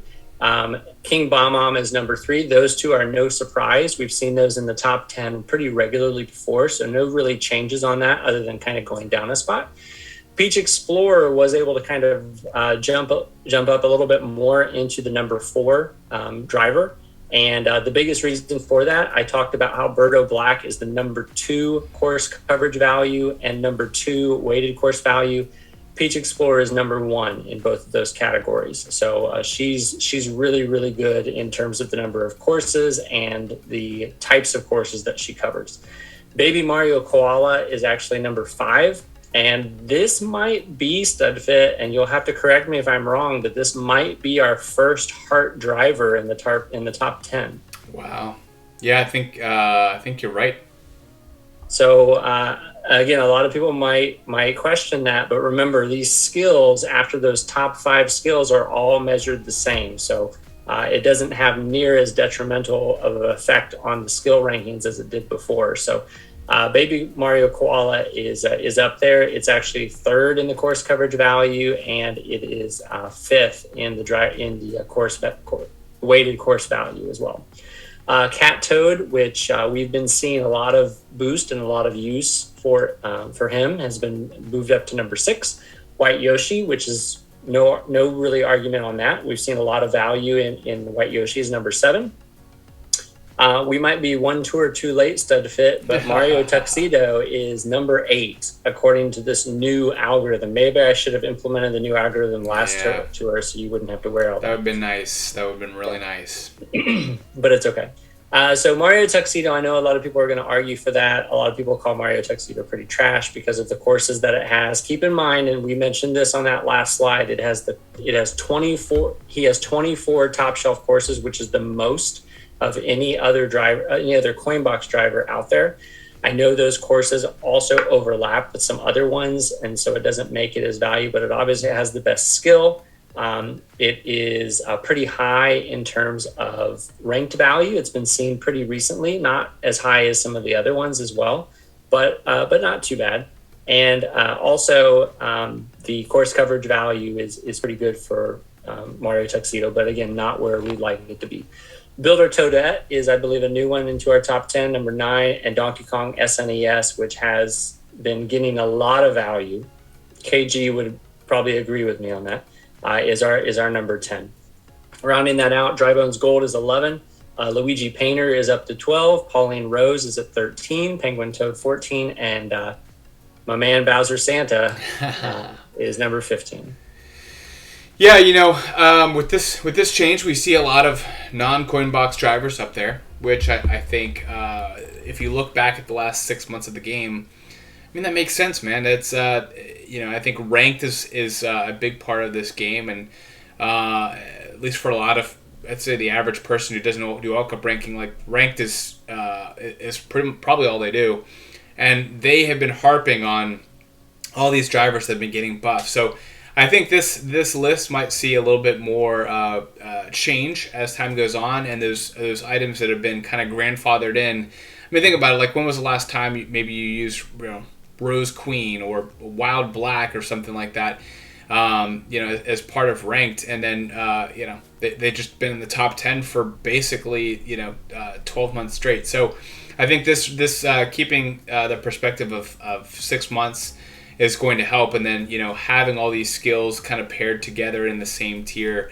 If it's not Coinbox, it's you're aiming for that double coin. So I'm glad that they're all lumped together. I think that you could say, hey, there's only 2 Coinbox drivers on this top 10. That's not really, that's not my top 10 list. And that's perfectly fine. But I will say, if you're only investing in Coinbox drivers, ranked's probably, been a little interesting for you. Now, I think for myself, I basically am only investing in Coinbox drivers. So, this list is interesting. But I it's hard to argue with that. One thing I will mention is you don't see Pauline Rose or Fire Rosalina in the top 10. I think that'll come to a surprise to some of those super fans. But the data doesn't lie. This coverage is really, really important. It's good to see Peach Explorer and see Berto Black up as high as they were, because I do think that having that skill of that Bob-omb Cannon definitely hurt its score. But I mean, overall, I think there's a little high and then on Coinbox drivers, but I think that's reflecting of what the game's been like in the last 6 months. So kudos to you, Tabor, for working out the kinks. And I will say, for those who are watching the premiere or those who are watching this afterwards, feel free to send a comment and say, hey, this is what I like about this top 10. This is what I don't like about it. We're going to be reevaluating this every 3 to 6 months. Who knows what will happen on the next tweak? So feel free to let us know your opinion. All right, Tabor, take us into the carts. Less movement when it comes to the Coinbox involvement, but I think the keeping things involved when it looks at the last 6 months, definitely makes an impact here. So tell us a little bit about this top 10. Yeah, so we see a familiar face returning to the number one spot. Ramby Runner is back to number one. As we know, it's got Mini Turbo Plus. It also is, that's considered, quote unquote, the best skill. That's arguable, though. I know a lot of people like Jump Boost. A lot of people also like Rocket Start. There's a lot of reasons to go through all that. But in terms of hitbox, it is actually tied for 24th, so it's not as big as some of the other hitboxes but it's 8th in ranked, it's 4th in the course coverage, and it's 3rd in the weighted course value. So it's got some good single digit coverages for some of these categories that we've looked at. And it actually has a significant lead over Black Turbo Birdo with the new algorithm that we've introduced. It's got a score of 82, while the Black Turbo Birdo has a score of 74. So it's got an 8-point lead over second place. So Ramby Runner is kind of running away with it. Black Turbo Birdo, again, familiar on that. Still, even with this new tweak of the algorithm, very valuable, still up there. Purple Bunny is no stranger to the top 10 recently. It's still up there, and it's up to number 3 at this point. Painster is kind of a new face that we haven't seen for a while. It's the 6th most used for ranked out of all the carts. And it's also, in terms of the best cart line, it's actually also ranked 6th as well in terms of hitbox size. It's just overall been really raising in the ranks. So it's a very good cart for number 4. B-Dasher Mark II is also, I believe, a new one that's, I think it was in the top 15, but it's now jumped up into 5th place. And the Mark II is also, again, a very big cart for coin box or for hitbox size, and is also it's near the top 10 in the weighted course value. So it's showing a lot of improvement there. Cacti Ice is number 6. I believe that's been in the top 10 recently. Sakura Quickshaw, number 7. Off-Roader, which is also, just in case you didn't know, Off-Roader and Brown Off-Roader are the number 1 cart in terms of the largest hitbox size. So that's got a lot of stuff going for it there, but that's number 8. Jade Hop Ride is number 9, and Jet Cruiser is number 10. And then rounding out the top 15, Inferno Flyer is 11, Sunny Surf Sailor 12, Fast Frank 13, Black Dozer 14, and Pink Dozer 15. Yeah, comments? Yeah, I was just going to say the Black Dozer unfortunately had dropped quite significantly, and that's sad to see. I know it's for me, it was one of my favorite cards, but I mean, this is the new guard. I think if you're looking to invest in any carts that have been very useful over the last 6 months, it's hard to argue with this list. It's nice to see the Jade Hot Rod back up there. I think the Painster is a wonderful cart when you think about that hitbox. The B-Dasher Mark II, obviously, it's going to be a focal point. I think when you're thinking about all of these reskins, if you ask which of the 8 are going to be the most valuable, it's the OG, it's the original, it's this B-Dasher Mark II that you see on here. It's a great card. I think it's still going to probably have more value than the other reskins of it. That's just my opinion. Cacti has a great hitbox. Big fan there. I think the only one that I'm surprised about is how high up the Jet Cruiser had jumped. But the data doesn't lie, so I'm excited to see what happens here going forward. I'm a big fan also of the Pink Dozer, obviously being jump boost. I think the pink aspect of it looks awesome. I think Nintendo in general, they kind of rank things as like black items are the best. Silver, just thinking in colors, silver's kind of number 2 and pink's number 3. I know, Tabor, you kind of mentioned pink being a hot color earlier in this year, but I think that's kind of the general vibe I pick up on. And so from that perspective, this Pink Dozer could be powerful. We'll see what happens from there. But the last thing I was going to ask is this Black Turbo Birdo. I know we've mentioned this a couple times, but thinking about each of your categories, it has the worst skill, has like literally the worst hitbox on here, but all the other categories, it is the top of the line. Yes, it's first in the CCV, it's first in the weighted course value. It's actually second in terms of ranked usage, behind Purple Bunny. Purple Bunny is actually the number 1 in terms of ranked usage over the last 6 months. And you're right, it's horrible in terms of the hitbox, and it's horrible in terms of the skill. So it's pretty amazing. It's as high up as it is when it really just flops on 2 of those 5 categories, but it's so good on those other 3 categories that it's really made up the difference. So if you the reason I mention that is that if you think to yourself, I don't like how Tabor has too much ranked detail or weightage or whatever, click the link. There's a link to Tabor's website, and you can actually go ahead and the Excel sheet that's out there.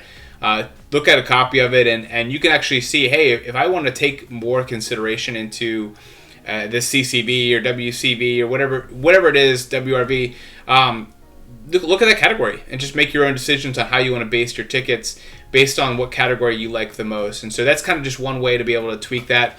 For me, it's nice to be able to see a cart that has been so involved and ranked up high on this list, even despite all those skills, because it just shows you how valuable it is, despite its size and despite its skill. So there you go. That's all I was going to mention there. As for the gliders, take us away into the top 10. No surprise at number 1, though. Yeah, no surprise. We've seen Black Great Sail being up there, and it's algorithm proof. Yeah, it seems like it. No matter what we do, it seems to continue to rise to the top. And it's also one of those interesting ones because honestly, it's a bullet bill plus, which isn't a great skill. I mean, obviously, you don't want to be so far back that you have to use that because a lot of people end up breaking combo whenever you use bullet bill. But if you're up near the front, that bullet bill is never going to show up and gives you more room for possibly a coin frenzy or some other ones. We like that.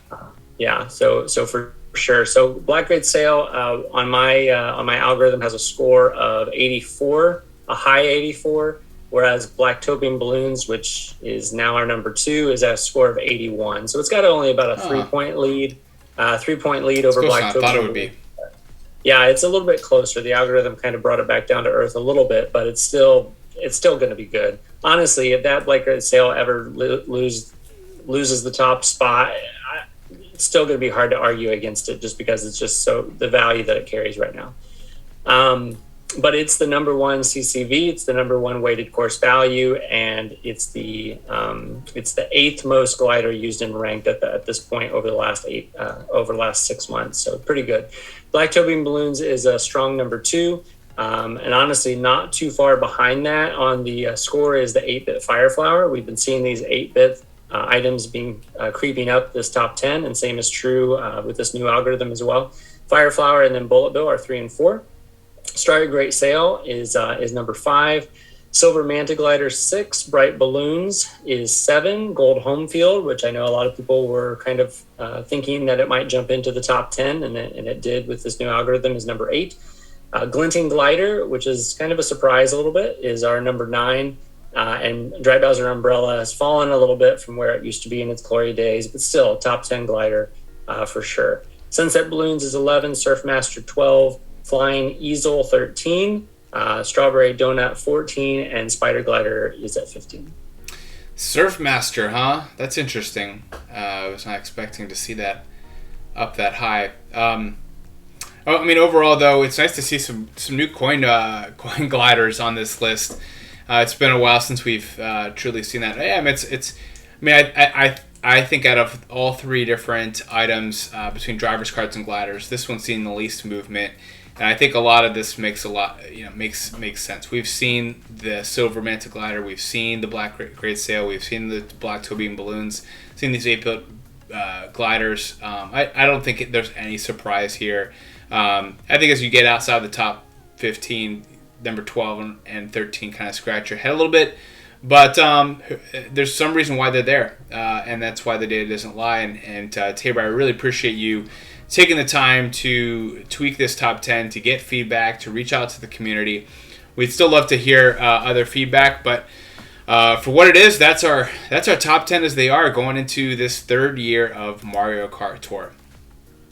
As for the All Cup ranking MVPs, this is a category I like to look at when it comes to which items are used the most. This apparently from I guess a gentleman named Ben does this, that includes cup boosts as well as also spotlight boosts, which I think it's really tough to tell, but you have the Baby Rosalina Detective at 10 total tracks for the All Cup ranking. Again, obviously we have 36 tracks. It's 12 different cups by 3 different tracks, and so out of those to have 10 of the 36, having her up at a higher level, if you're going to use her, might help you out. Now, I don't think you're going to be using her on all 10 tracks. There's probably someone with a better skill that you have at a higher level, but it's interesting to kind of keep that in mind. You mentioned this at the very beginning, this cream B Dasher, as well as also this red B Dasher. They happen to have the most value this specific tour. And again, you're kind of splitting hairs because they're all, they all either have 8 or 9 tracks, but that's just the glory of what we do, is trying to kind of look at the little slight differences in the data and try to be able to anticipate things. But there are 9 tracks where if you happen to have pulled it for 1 and then 2, taking it to a high level, it'll help you out there. But I think when you're looking at the tracks with the drivers with 8, you just have 1, which is Donkey Kong Jr. SNES, and then you have all of these B Dasher Mark 12, and then of course the kart that used to have the highest number of total tracks, this green circuit. I'm curious, is it still leading the way? Green circuit? Yeah. Green circuit has 24. So, which kart has the most number of tracks? Do you know that offhand? I remember when you did your quiz through Kart Life, that was one of the tricky questions, which kart has the most total tracks, and I think it was the green circuit, and caught us all off guard. At that point, yes, it's green circuit, but the black Turbo Birdo currently has the most right now with 29. There you go. Appreciate that. Fast Frank on there as well with the Fair Flyer. For the number of tracks at 7, you have Mario Baseball. Interesting little choice there. You have the Blue Bandwagon, the Swift Jack, and then the Silver Surf Sailor. I like the Silver Surf Sailor. If I was going to go for a wild card that would see some value later, that would be it. Tabor, you want to talk to us just briefly now that we are right at 2 hours? Talk to us a little bit about this multiple use ranked items. Yep. So again, we have 6 ranked courses every tour, and I always put together a list about which items are used in more than one ranked course. So that way it kind of helps you to be able to use your tickets more wisely. If you decide to invest in one item, you want it to help you in multiple areas, not just one course. So these are the ones, again, not really a good standout for, let's start with drivers actually, which is on the right-hand side. For the drivers, really, it's no surprise the Baby Rosalina Detective has 3. Baby Rosalina Detective is the queen of city courses. She has a lot of city courses under her belt. So 3 of the city courses, 3 of the ranked courses, you could use her as a top shelf if you have her as a high level. And I believe she's also in the week 2 pipe, in case you don't have her. And then we have a number of drivers that have 2. Luigi Classic, Donkey Kong SNES, Shy Guy Gold, Like a Two Party Time, Luigi Painter, and even Birdo Blue. Birdo Blue is not available right now during week 1. As we know, it is a ranked reward. So Birdo Blue's 2 courses that it would cover are 2 of the 3 week 2 courses that it'll be available from. So in case you get the top 3 in your ranked cup, you'll be able to get Birdo Blue, and it could possibly help you in at least 1. And if you decide to have some tickets and take her all the way to 6, it could help you in another one. For karts, over on the left-hand side, a lot of 2s, no 3s or 4s, so a lot of ones that are there. So it really depends on what you have and what levels they're already at, and you might have to put a couple of tickets into it to be able to help you. But DK Maximum, Classic B Dasher, Mark II, Dark Trickster, Green Circuit, Pinch Hitter, Bright Bunny, Fast Frank, Ribbon Rider, Sports Coupe, Iron Cucumber, Blue Turbo Birdo. Again, that is a week 2 item. Red B Dasher Mark II, Metal B Dasher Mark II, and Cream B Dasher Mark II. All of those are used in 2 of the 6 ranked courses. And finally, gliders is very, very few in terms of more than 1. There's a lot of singularities this tour for gliders, but if you do have Flying Easel, it could help you in 3 different ranked courses. All of them are at level 1. New Year's Kite, strangely enough, would help you in 2 different ranked courses, and Strawberry Crepe which is one of those non-spotlight items that we talked about, is also could help you in 2 different courses. Yeah, again, I think if I have to put my flag in just one of these reskin B dashers, it's the Karim. I just feel I think every time that we review something, I feel like that's the one. If you pull one, I hope that's the one you pull. Talking a little bit about the rank tracks that are unlocked at different levels. Talk to us a little bit about those. Yeah, so in terms of drivers, they're pretty few and far between. Birdo Blue is one of those. If you unlock that, if you get top 3 and unlock it all the way to level 6, it could help you in the New York Minute 4 RT for the second week. And then that's it. There's no L3 or L6 drivers that will help you in any of these other ranked courses. Let me jump ahead to gliders. Gliders, there's only one. The regular toe beam balloons, not the black toe beam balloons, is at level 3. You can unlock it for Paris Promenade 2R this week, and that's it. But for karts, there's a lot of them, and a lot of them has to do with the Mark IIs that have been released, because they're, again, going to not only give it a lot of city courses for L1, but also a lot of city courses for L3 and L6, and so those come into play here. New York Minute 4 has both the Sky Blue and the Green B-Dasher Mark II at the level 3 and level 6, respectively. The Tokyo Blur T has Metal B-Dasher Mark II for level 6. For Paris Promenade 2R, Wild Pink and Cat Cruiser, level 3, level 6. For your New York Minute 4 RT, Cream B-Dasher and Red B-Dasher Mark II at level 6 for both. Berlin Byways 2R, Iron Cucumber and Penguin Slider, level 3 for both. And finally, London Loop, Blue Turbo Birdo. Again, if you get in the top 6 for ranked, you'll be able to be rewarded with that. If you take it all the way to level 3, it will help you in London Loop. Wow, Tabor, we did it. We got through the review, the rundown of the second anniversary tour, and hopefully we don't have this as exhausting of a rundown for another 12 months. But this is always fun, and as I'm going to keep reminding myself going into this year 3, is just stay calm and carry on. It's just enjoy this game, make sure that we're having fun first and foremost, and it's so exciting to see what we have this upcoming year. We've kind of touched on it a couple times, but anytime that we're coming out of a anniversary, it's always so important. And I remember mentioning this last year, and there's been a lot of momentum from Sammy and others. It's so important to see what happens. The trajectory of this game depends on next tour. Everyone is excited about this tour, obviously, because we're receiving so many fun things, receiving more tickets, receiving more rubies, we're receiving more high-end items in token shops, etc. How do we handle the doldrums of a actual normal tour, next tour? It's going to be so important how Nintendo handles that. Are they going to give us a new driver with a special skill? How are we going to handle that? Because that is going to determine, as motivation is waning, that's going to be so important for Nintendo. It could set up how, if this game goes 2 years longer, 5 years longer, whatever it is, it could all depend on next tour and how we handle what could be a depressing time coming out of this anniversary, especially as we don't have any rubies. I hope that they throw us some more rubies or something so that low isn't as low as it could be. So there you go. We are now over 2 hours into the rundown, and we appreciate everyone's patience. And I'm excited about taking this costume off. This is actually like exuding heat, and it's been I've cracked some windows, and I've been seeing some bugs come in. So I'm excited to take this thing off. Hopefully get some sleep tonight. But Tabor, I cannot thank you enough for being able to take a big tweak into the top 10, getting feedback here, and joining me on air.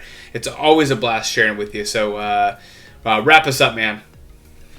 Yeah, always fun, Studfit, and I know that this was a tough tour for me on my end. It took me a long time to get all this data ready, but I'm just glad that part's over. And I'm glad to do this rundown with you, because that means all of my stat work is over, at least until week 2 when some new stuff comes out. But always glad to do this, and I look forward to Kart Talk every week. So thanks for joining in, everybody. And moral of the story, though, don't make a bet against Frenzy fans.